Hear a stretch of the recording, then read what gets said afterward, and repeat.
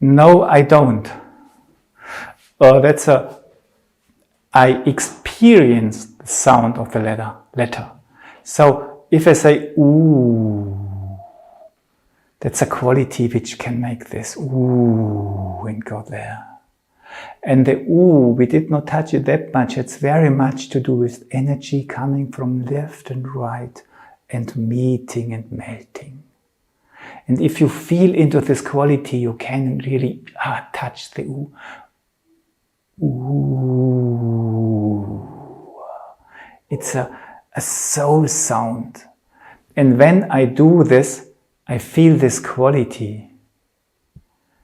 And this can even, and it gets a similar sense perception quality as if I would hear it.